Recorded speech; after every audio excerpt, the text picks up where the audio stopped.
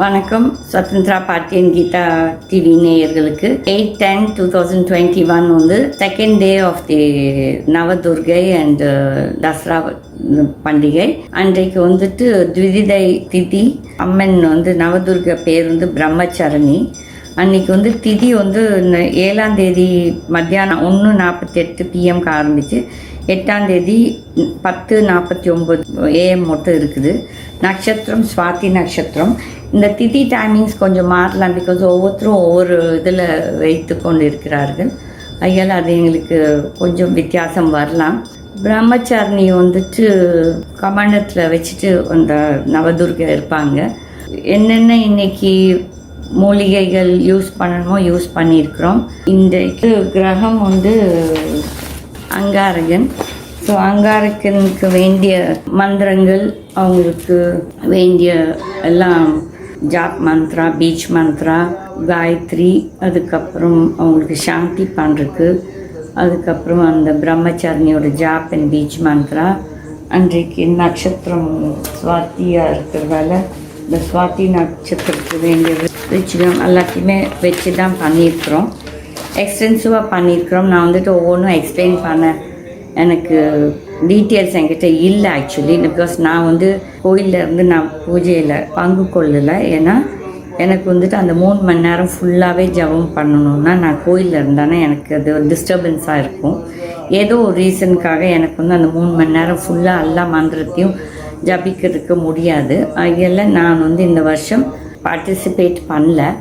நான் இங்கே வெளியே இருந்துட்டு நான் இந்த மொத்த ஜபத்தையும் நான் கரெக்டாக 3-3.5 மணி நேரம் எனக்கு ஆகுது இதை பண்ணுறதுக்கு. அதனால் அதோட இந்த யாகத்தை பார்த்து நீங்கள் பலன் அடையிறதா இருந்தால் நீங்கள் அது நாங்கள் உங்களுக்கு ஒளிபரப்புகிறோம் எங்கள் கீதா டிவி மூலியமாக. நீங்கள் வந்துட்டு இது வந்து நம்பிக்கை இருக்கவங்களுக்கு தான். நிறைய பேர் நினைக்கலாம், எதுக்கு கீதம்மா இந்த பணத்தை இவ்வளோ செலவு பண்ணுறாங்கன்னு சொல்லிட்டு. இது என்னோடய சம்பாத்தியத்தில் இருந்து தான் நான் வந்துட்டு இந்த இது பண்ணுறேன். நான் எவ்வளோ மற்ற இது செய்தாலும் கூட இது வந்து எனக்கு கடவுளுக்கு நான் கொடுக்குற ஒரு காணிக்கை. அதனால் இது வந்து நான் மற்றவங்கக்கிட்ட கடன் வாங்கியோ இல்லாட்டி டொனேஷன் வாங்கியோ நான் இந்த யாகங்களையும் இந்த பூஜைகளையும் செய்வதில்லை. என்கிட்ட பணம் இருக்காட்டி நான் அந்த பூஜையை செய்ய மாட்டேன், நிறுத்திடுவேன். இதுதான் என்னோடய சுபாவம். ஸோ அதில் இதால் பயன்படுறவங்க இந்த வீடியோஸை பார்த்து நீங்கள் வந்து இது யூஸ் பண்ணுங்கள். மக்கள் நீங்கள் வந்து கொஞ்சம் பொறுப்புணர்ச்சியோடு இருங்க. நீங்கள் வந்துட்டு தெய்வத்தை நம்புறதவங்க தெய்வத்துக்கிட்ட அந்த இதை மட்டும் போட்டுட்டா போகாது. நாமளும் உழைக்கணும், நம்மளும் வேலை செய்து நடந்தால்தான் நம்மளுக்கு ஏதோ ஒரு நல்லது நடக்கும். அதனால் இது என்னோடய வேண்டுகோள். நான் நல்ல மனிதர்கள் எல்லாத்துக்குமே நான் கண்டிப்பாக என்னோடய ப்ரேயர்ஸ் இருக்கிறது. இந்த சோம்பேறிங்களுக்கு, இந்த ஊரை ஏமாத்துறவங்களுக்கு கண்டிப்பாக நான் கும்பிடவும் மாட்டேன். எனக்கும் அவங்களுக்கும் ஆகாது. அதெல்லாம் யோசித்து சிந்தித்து மக்கள் பொறுப்புணர்ச்சியோடு நடந்து கொள்ளுகிறது. நன்றி, வணக்கம். கீதா டிவி என் சுதந்திரா பாட்டி நேயர்களே.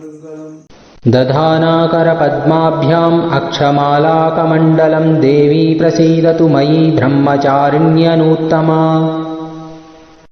दधानाकर पद्माभ्याम् अक्षमालाकमण्डलं देवी प्रसीदतु मयि ब्रह्मचारिण्यनूत्तमा। दधानाकर पद्माभ्याम् अक्षमालाकमण्डलं देवी प्रसीदतु मयि ब्रह्मचारिण्यनूत्तमा। दधानाकर पद्माभ्याम् अक्षमालाकमण्डलं देवी प्रसीदतु मयि ब्रह्मचारिण्यनूत्तमा।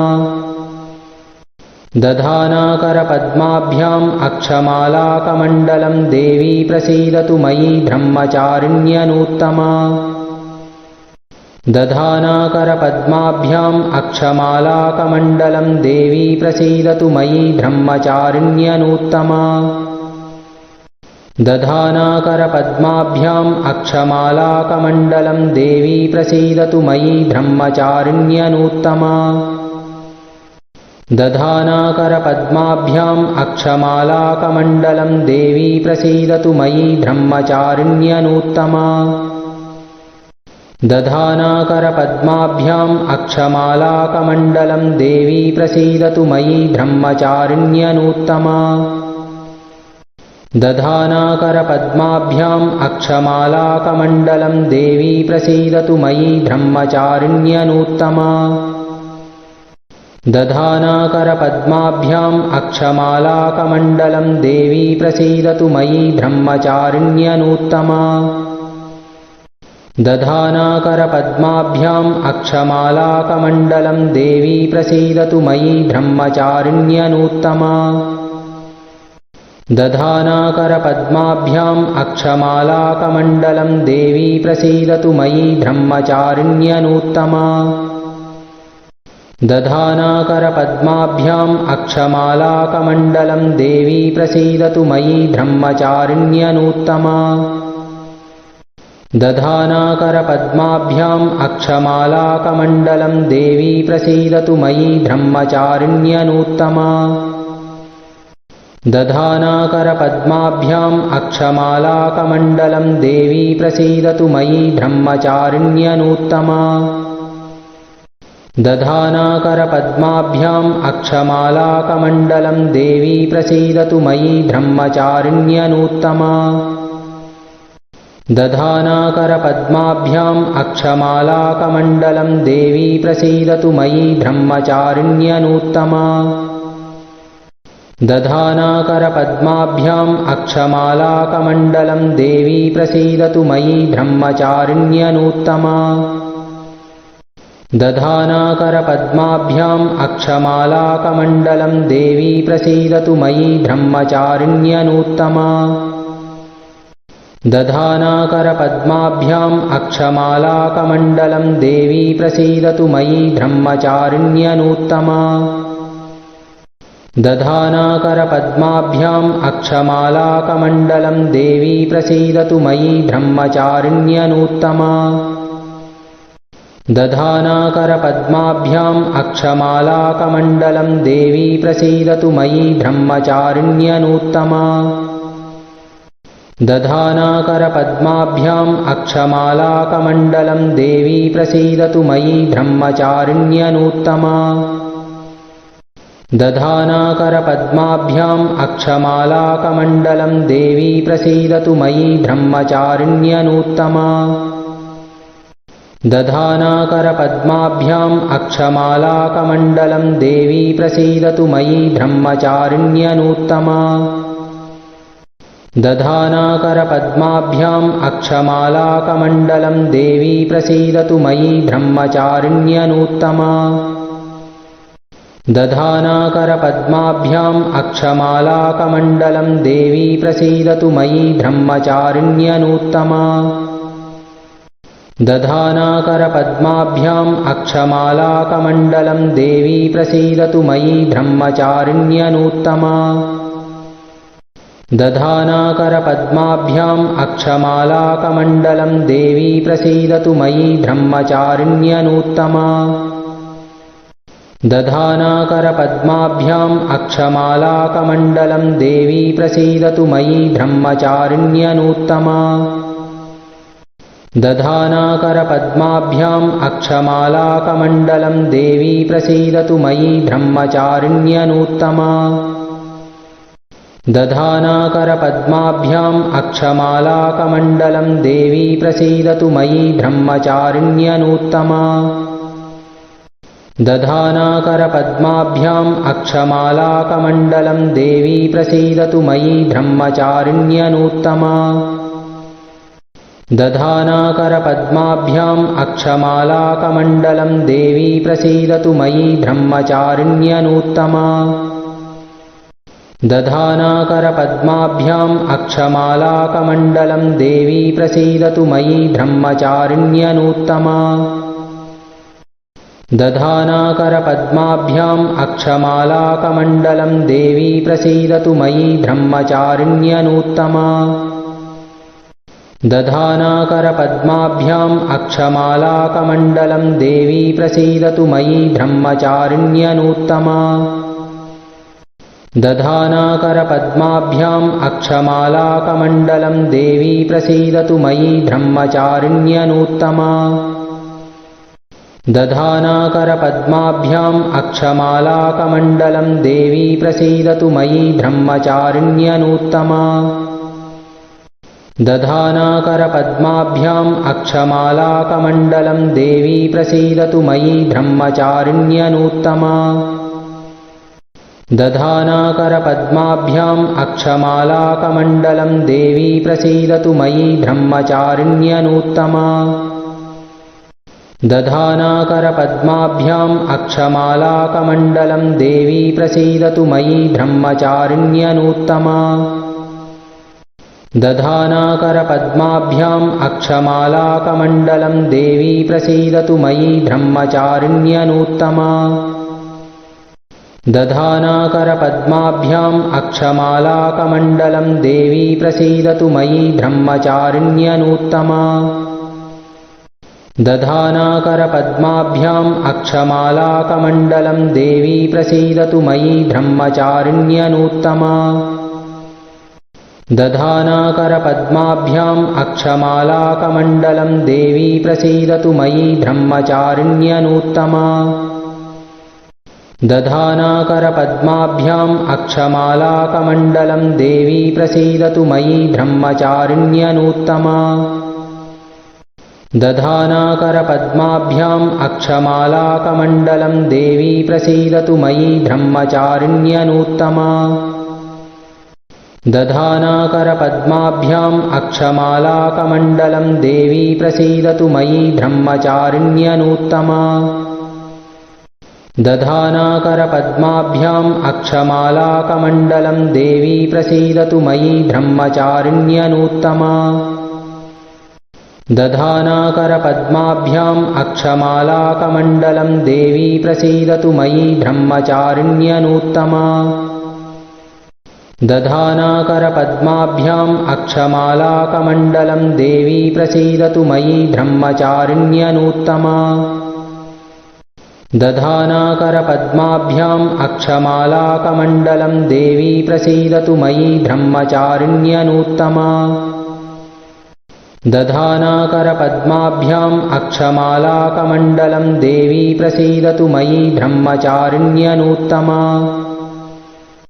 दधानाकरपद्माभ्याम् अक्षमालाकमण्डलं देवी प्रसीदतु मयि ब्रह्मचारिण्यनूत्तमा दधानाकरपद्माभ्याम् अक्षमालाकमण्डलं देवी प्रसीदतु मयि ब्रह्मचारिण्यनूत्तमा दधानाकरपद्माभ्याम् अक्षमालाकमण्डलं देवी प्रसीदतु मयि ब्रह्मचारिण्यनूत्तमा दधानाकरपद्माभ्याम् अक्षमालाकमण्डलं देवी प्रसीदतु मयि ब्रह्मचारिण्यनूत्तमा दधानाकरपद्माभ्याम् अक्षमालाकमण्डलं देवी प्रसीदतु मयि ब्रह्मचारिण्यनूत्तमा दधानाकरपद्माभ्याम् अक्षमालाकमण्डलं देवी प्रसीदतु मयि ब्रह्मचारिण्यनूत्तमा दधानाकरपद्माभ्याम् अक्षमालाकमण्डलं देवी प्रसीदतु मयि ब्रह्मचारिण्यनूत्तमा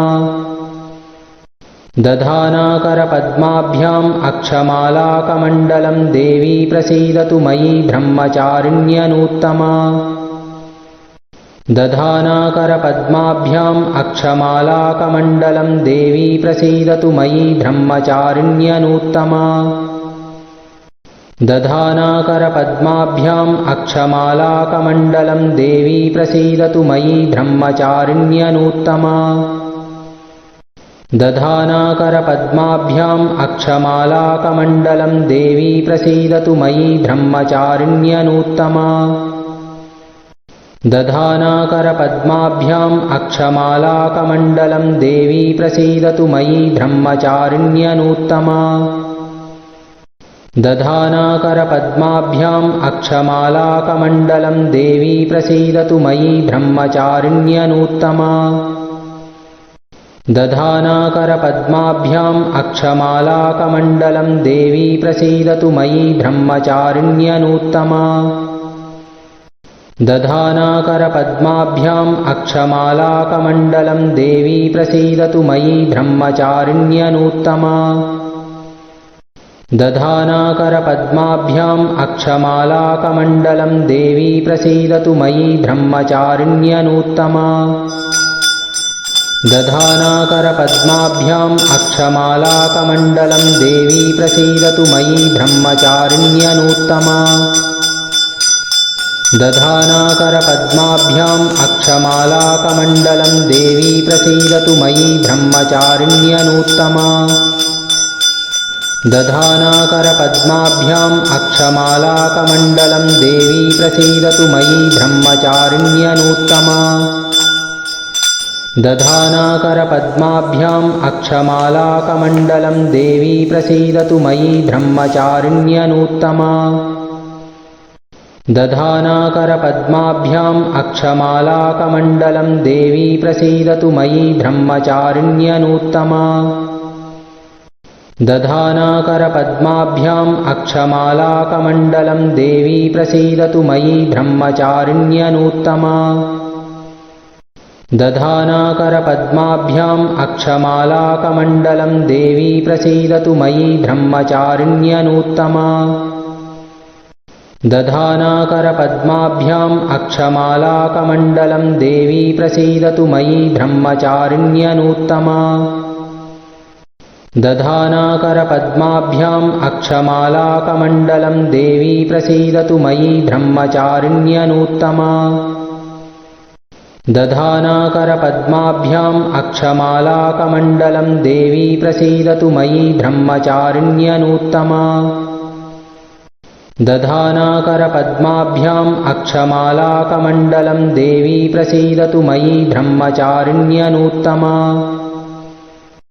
दधानाकरपद्माभ्याम् अक्षमालाकमण्डलं देवी प्रसीदतु मयि ब्रह्मचारिण्यनूत्तमा दधानाकरपद्माभ्याम् अक्षमालाकमण्डलं देवी प्रसीदतु मयि ब्रह्मचारिण्यनूत्तमा दधानाकरपद्माभ्याम् अक्षमालाकमण्डलं देवी प्रसीदतु मयि ब्रह्मचारिण्यनूत्तमा दधानाकरपद्माभ्याम् अक्षमालाकमण्डलं देवी प्रसीदतु मयि ब्रह्मचारिण्यनूत्तमा दधानाकरपद्माभ्याम् अक्षमालाकमण्डलं देवी प्रसीदतु मयि ब्रह्मचारिण्यनूत्तमा दधानाकरपद्माभ्याम् अक्षमालाकमण्डलं देवी प्रसीदतु मयि ब्रह्मचारिण्यनूत्तमा दधानाकरपद्माभ्याम् अक्षमालाकमण्डलं देवी प्रसीदतु मयि ब्रह्मचारिण्यनूत्तमा दधानाकरपद्माभ्याम् अक्षमालाकमण्डलं देवी प्रसीदतु मयि ब्रह्मचारिण्यनूत्तमा दधानाकरपद्माभ्याम् अक्षमालाकमण्डलं देवी प्रसीदतु मयि ब्रह्मचारिण्यनूत्तमा दधानाकरपद्माभ्याम् अक्षमालाकमण्डलं देवी प्रसीदतु मयि ब्रह्मचारिण्यनूत्तमा दधानाकरपद्माभ्याम् अक्षमालाकमण्डलं देवी प्रसीदतु मयि ब्रह्मचारिण्यनूत्तमा दधानाकरपद्माभ्याम् अक्षमालाकमण्डलं देवी प्रसीदतु मयि ब्रह्मचारिण्यनूत्तमा दधानाकरपद्माभ्याम् अक्षमालाकमण्डलं देवी प्रसीदतु मयि ब्रह्मचारिण्यनूत्तमा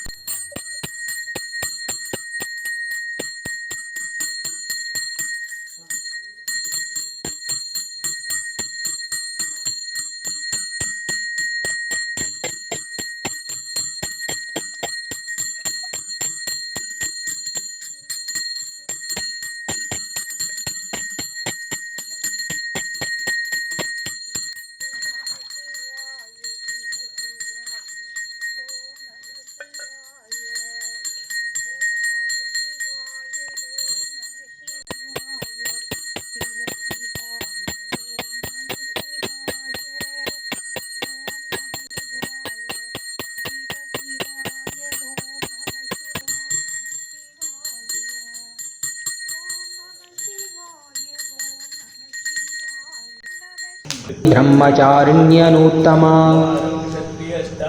दधानाकरपद्माभ्याम् अक्षमालाकमण्डलं देवी प्रसीदतु मयि ब्रह्मचारिण्यनूत्तमा दधानाकरपद्माभ्याम् अक्षमालाकमण्डलं देवी प्रसीदतु मयि ब्रह्मचारिण्यनूत्तमा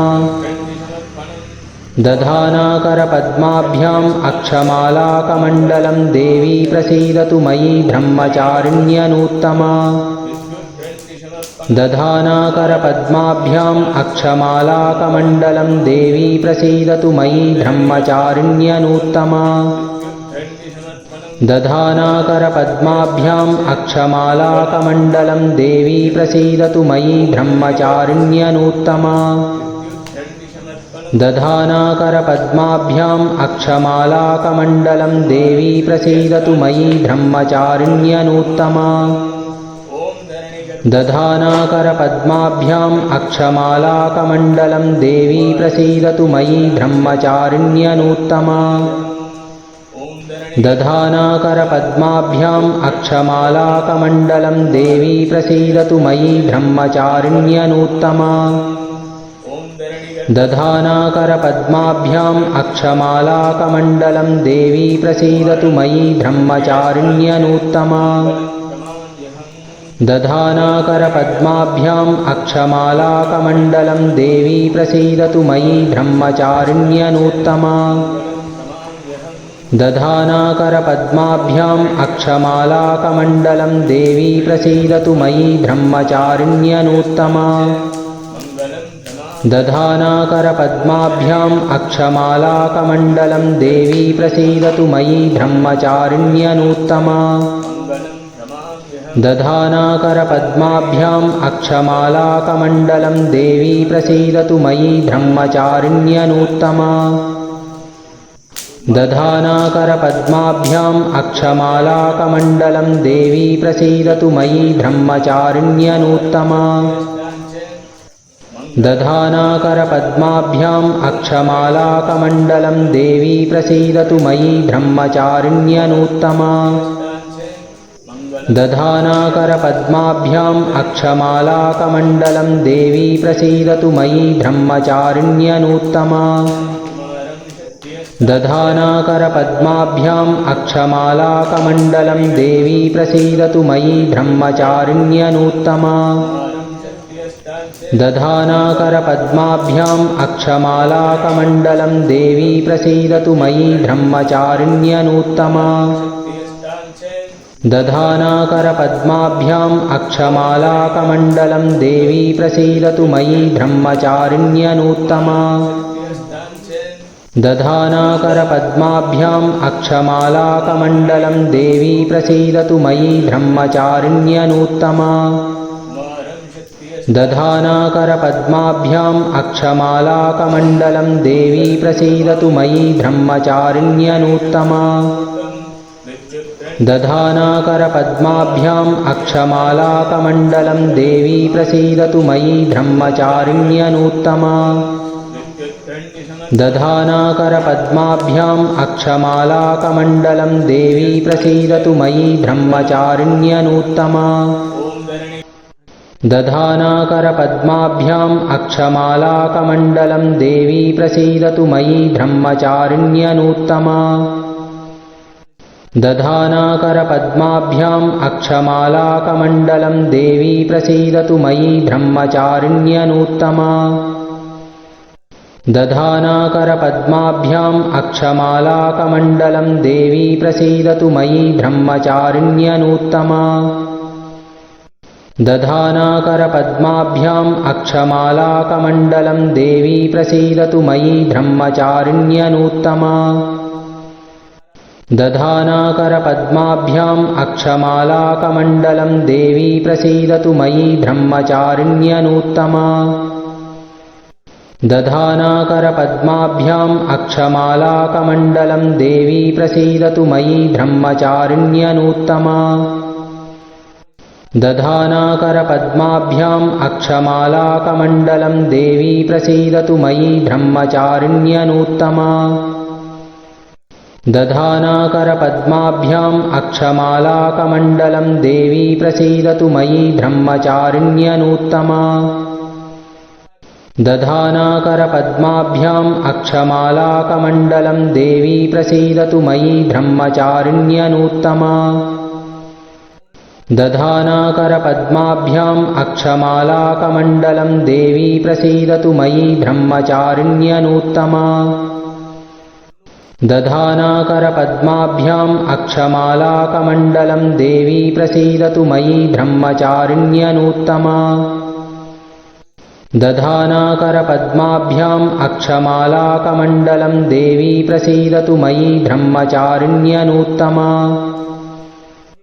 दधानाकरपद्माभ्याम् अक्षमालाकमण्डलं देवी प्रसीदतु मयि ब्रह्मचारिण्यनूत्तमा दधानाकरपद्माभ्याम् अक्षमालाकमण्डलं देवी प्रसीदतु मयि ब्रह्मचारिण्यनूत्तमा दधानाकरपद्माभ्याम् अक्षमालाकमण्डलं देवी प्रसीदतु मयि ब्रह्मचारिण्यनूत्तमा दधानाकरपद्माभ्याम् अक्षमालाकमण्डलं देवी प्रसीदतु मयि ब्रह्मचारिण्यनूत्तमा दधानाकरपद्माभ्याम् अक्षमालाकमण्डलं देवी प्रसीदतु मयि ब्रह्मचारिण्यनूत्तमा दधानाकरपद्माभ्याम् अक्षमालाकमण्डलं देवी प्रसीदतु मयि ब्रह्मचारिण्यनूत्तमा दधानाकरपद्माभ्याम् अक्षमालाकमण्डलं देवी प्रसीदतु मयि ब्रह्मचारिण्यनूत्तमा दधानाकरपद्माभ्याम् अक्षमालाकमण्डलं देवी प्रसीदतु मयि ब्रह्मचारिण्यनूत्तमा दधानाकरपद्माभ्याम् अक्षमालाकमण्डलं देवी प्रसीदतु मयि ब्रह्मचारिण्यनूत्तमा दधानाकरपद्माभ्याम् अक्षमालाकमण्डलं देवी प्रसीदतु मयि ब्रह्मचारिण्यनूत्तमा दधानाकरपद्माभ्याम् अक्षमालाकमण्डलं देवी प्रसीदतु मयि ब्रह्मचारिण्यनूत्तमा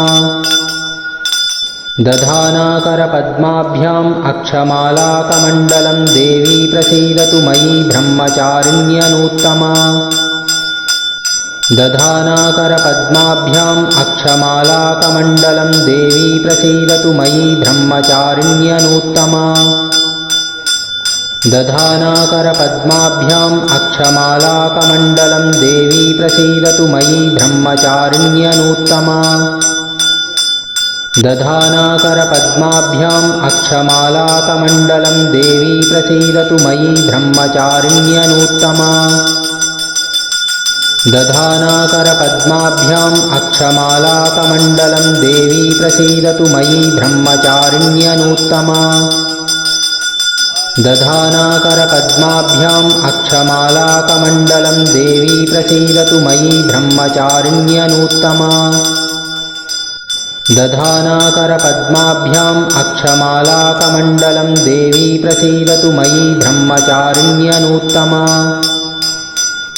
दधानाकरपद्माभ्याम् अक्षमालाकमण्डलं देवी प्रसीदतु मयि ब्रह्मचारिण्यनूत्तमा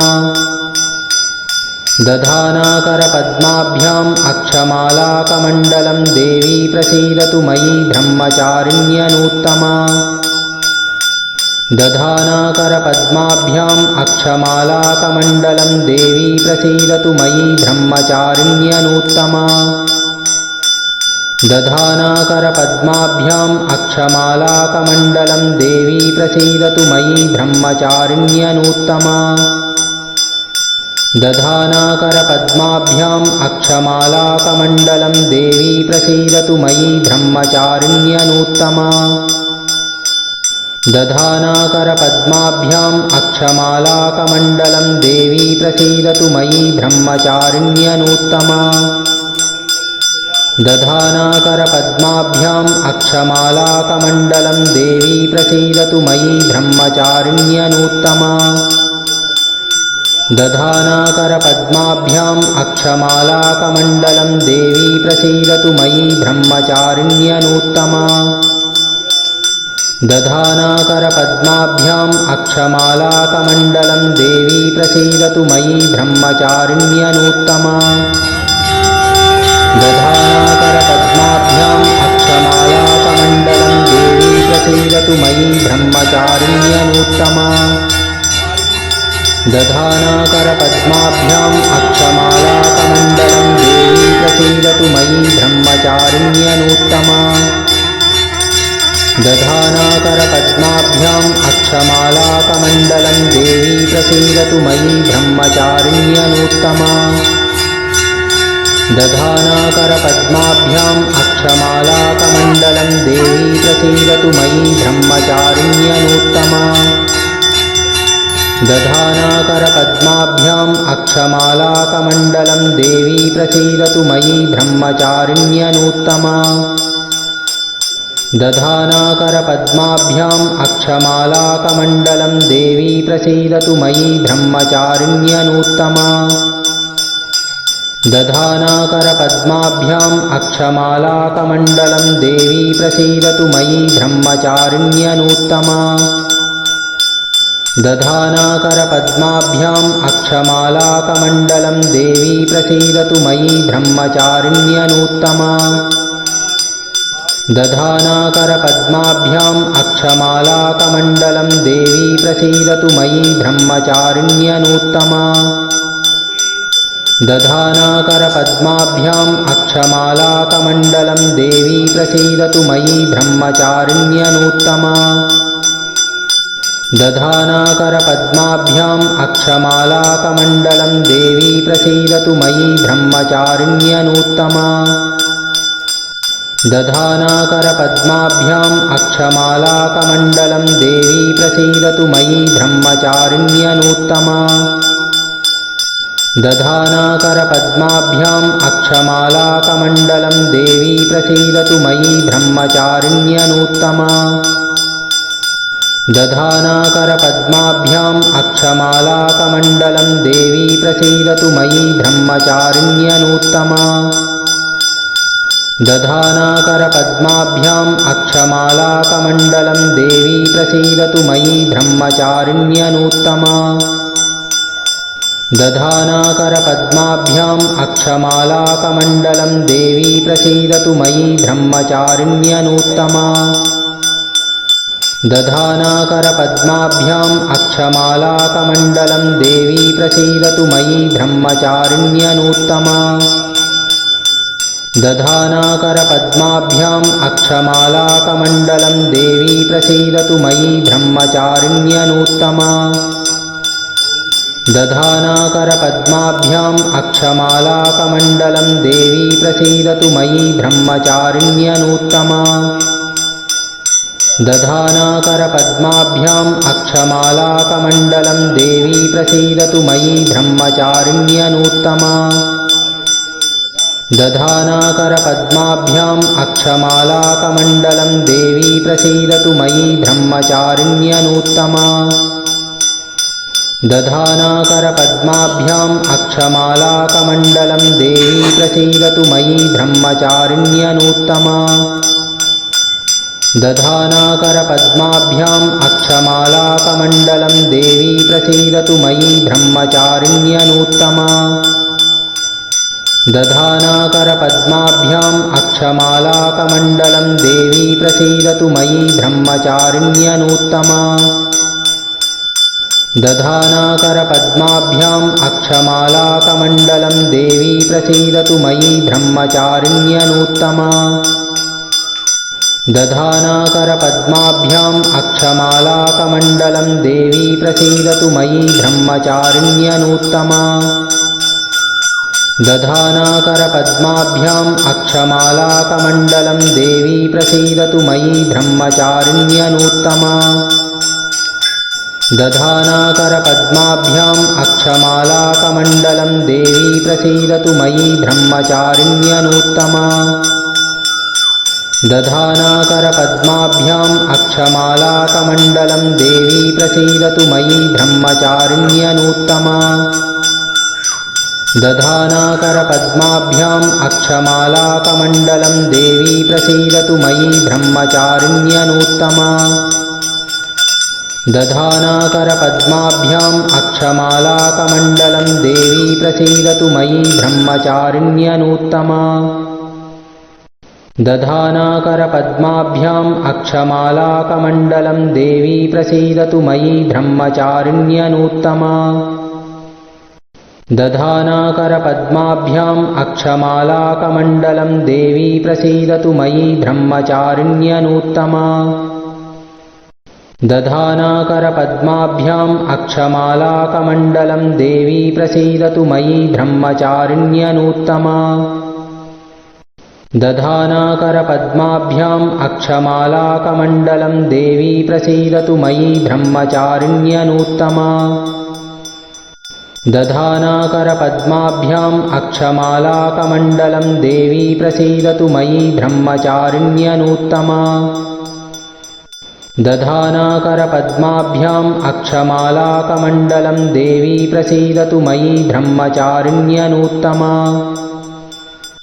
दधानाकरपद्माभ्याम् अक्षमालाकमण्डलं देवी प्रसीदतु मयि ब्रह्मचारिण्यनूत्तमा